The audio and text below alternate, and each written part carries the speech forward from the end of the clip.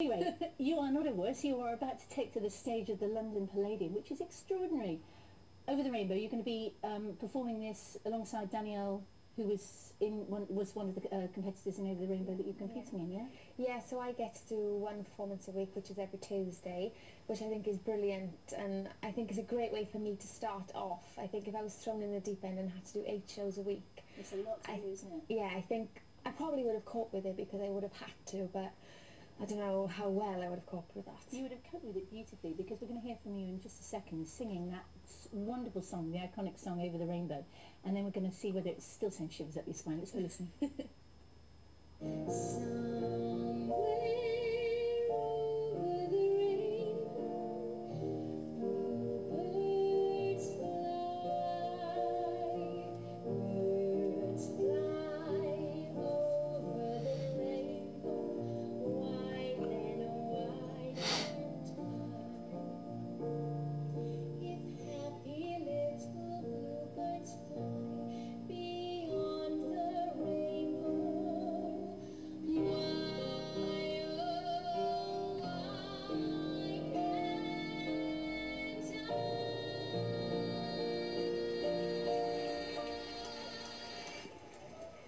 It's fair to say a fairly appreciative audience there. Not as big as the Palladium, but appreciative. Not quite, but they were brilliant. When did you first discover you had a voice like that?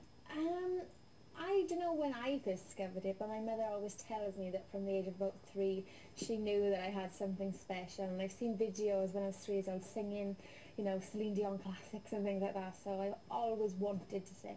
All that burning ambition, what, to do West End or just to sing? I mean, how did it manifest itself? I think first of all it was just I knew I could sing and I enjoyed making, you know, beautiful sounds. But then I started doing amateur dramatics and getting into these shows, and then I decided I want to be on the West End, because the reaction I had just in my local theatre was something to send shivers up my spine. So I can't imagine what it's going to be like in the Palladium. It's going to be extraordinary, particularly singing that song. I mean, it'll make the hairs on the back of your neck stand out, won't it? Yeah, it's an absolutely beautiful and iconic song, so I feel privileged to, you know, be singing it. It's the first time The Wizard of Oz has been put on as a big scale production, so it is a moment of history I'm going to be making there, I think. Yeah, fantastic. And you're a Welsh girl doing it. It's brilliant. Let's talk about the process that got you there, the whole sort of Over the Rainbow thing. I mean, was that the first time you'd gone for something at a professional level like that? I mean, what made you decide to do it? Well, I've always watched the shows, you know, the Nancy show, the Maria show, and really enjoyed watching them and seeing all the contestants growing, because they were doing something that I'd love to do, but I was always too young to enter and things. So as soon as, well, my mother found out that Dorothy was coming along, we just knew that was the part that I knew I could play. I thought I can do Dorothy. It's a really good part for me. So my mother heard on Elaine Page on Sunday on Radio 2 that Andrew was looking for Dorothy, and we just went along for the auditions, not expecting too much, because I try not to build myself up too much for a big fall. But it just roller coasted on from there, and everything was just fantastic. Is that how it felt, like a roller coaster? I mean, because you seemed to go through it pretty seamlessly. Is that how it felt at the time? Yeah, it did, because the first audition was January, but then the next one was a month later, which was a bit of a gap, and I couldn't tell anybody, which was so hard. But from February onwards, it was pretty much every other weekend was the next audition, the next round. And before I knew it, I was in front of 5 to 7 million people live on, you know, BBC One. And could you believe that you were getting through every time? I mean, always there that sense of confidence, because you really did believe this is my role. Yeah, at first it was just a bit of a shock, because seeing all the thousands of girls in Cardiff auditioning for this part, I just thought, well, you know, it's just going to be lucky if I get through. But then obviously they saw the talent that I thought I had. And by the time the live stages came, I thought, right, I can do this now. I've got to really work hard and really believe in myself. And I think that's what helped me get through each week. Isn't that the truth? Well, it was wonderful to see you do it. We're going to talk much more about it. Don't go away. Stay right there. Stay there, Sophie Evans. Sophie Evans is still with us. The songbird from Tonopandi, who's being fitted for ruby slippers by Sir Andrew Lloyd Webber, almost as we speak. Have you had the fitting for them yet? Not yet, but in the next couple of weeks I know my costume fitting's coming along. And I haven't put on a pair of ruby slippers yet, so that's going to be a very big moment, I think. Absolutely. Have you got any sort of say in the design of them? I mean, in terms of whether, you know, you want them to be Jimmy Choos or Manolo Blahniks or anything like that? No, unfortunately not. But I know that they're going to be beautiful. They're going to be very special. Yeah. Because obviously Dorothy's known for the ruby slippers. Yeah, pulling those on, it'll be almost like you're stepping right into the character, aren't you? It'll help me even more to get into Dorothy's, you know. mindset and everything. What will your family think, you know, when you do that? Because I mean, they must be so proud. But I mean, that's the point where it's the realisation of the dream, isn't it? Yeah, I know how supportive my family are, and I just can't wait to give them that thrill of watching me on that stage, putting on the ruby slippers and, you know, clicking my heels together. I think, you know, they'll feel just as, you know, thrilled as I am. Have you practiced any of that yet, the clicking together of the heels? We had to do it a few times on the show, so, you know, I've had a bit of practice. Yeah, absolutely. Talking about being supportive, I know you've got huge support from Andrew Lloyd Webber himself, because I know he's been instrumental in getting you onto this arts educational course that you're doing, the training. Supportive all the way. Let's have a little listen to him about what he thinks about you. I kept thinking to myself, do you know what? We're very lucky. Danielle is a very, very talented girl, as is Sophie. And I thought, you know, this is obvious. We had problems because when Connie got sick, Connie Fisher, that is, in Sound of Music, I mean, people were very, very disappointed. I thought, why did I not do then what I'm doing now, which is to take, you know, the girl who came second, and this was pretty close this time around, and offer a show a week. And that does give, you know, the girl, I mean, we're talking about an 18-year-old kid with Danielle, with a 17-year-old here. Yeah. I think it's a good idea. It is a no-brainer, really, isn't it? The problems they did have with Connie in terms of her voice and the strain and all the rest of it, you're taking the pressure off, and you are, you know, you're having your opportunity at the same time. Yeah, I feel very lucky, and as I said, if I had to do 8 shows a week, I don't think I'd be able to cope with it, and I think Danielle feels the same, so we kind of feel lucky that we've got each other there. So I help her out by doing the 1 show a week, but then I'm gaining myself from doing that, and it's going to be great. And she's on the same course that you're on, the arts educational course. What's involved in that?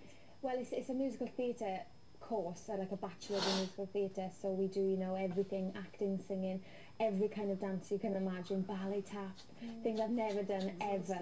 Yes, I think if you want to do ballet, start at 3, because I'm struggling a little bit, but I'm a quick learner as well, so, you know, and enjoying every second of it, I guess. Yes, very much so, yeah. And Andrew's very much taken sort of an interest, you know, personal interest in how you're getting on with that, isn't he? Yeah, you know, I speak to him or his PA quite often, and I let them know that I'm really enjoying Arts Ed, and I say thanks to them so many times, because, you know, this opportunity is once in a lifetime, and I'm just so grateful for everything he's doing for me, really. And I know you were telling me earlier that you're sharing a flat with one of the girls, Steph, who was on the show with you as well.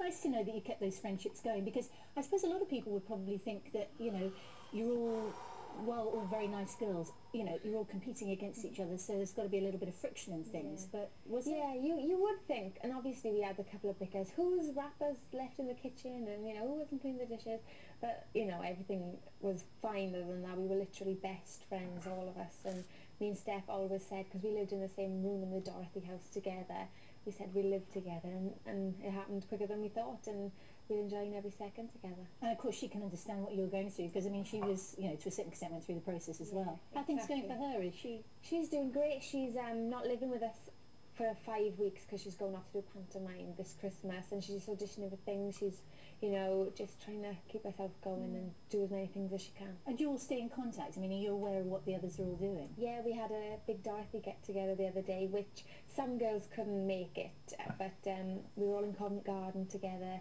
and it's just lovely to, you know, listen to what everyone else is doing, because Lauren's in Greece, Jenny's going to the We Will Rock You tour, and just everyone is, you know, really successful, which is brilliant. It is absolutely fantastic, because I mean there's a lot of knockers of those shows. I mean, a lot of people sort of saying, oh, you know, it's just put out there for the entertainment of the public, you're not really finding the true grit stars of musical theatre of tomorrow. But I mean, you know, it doesn't seem to be that way, because you guys are all, you know, going on from there, aren't you? Yeah, definitely. That show, it's not just about the winner, it never is. You know, every single one of us out of the 11 finalists are either training, going to training schools, or in some kind of show somewhere, so we've all literally gained something from it. Which is absolutely brilliant, and it is getting that legacy for the, you know, 10, 20, 30 years to come, isn't it? Yeah, definitely. It's a brilliant, if you can get yourself on one of these shows, it's such a good platform.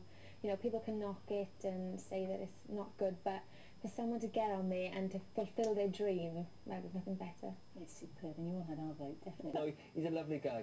You've met him before, haven't you? I haven't met him personally, Yeah. but I went to watch Charlotte at one of her gigs a couple of weeks ago, and he was there playing guitar, and, you know, it was great, and your album is brilliant as well, so I'm guessing his is going to be Well, brilliant. if you're a fan, Can we hear it? Yeah, your album is out on the 3rd. The single is out on the 3rd of January, and his album's coming out on the 24th of January. So catch that when it's out.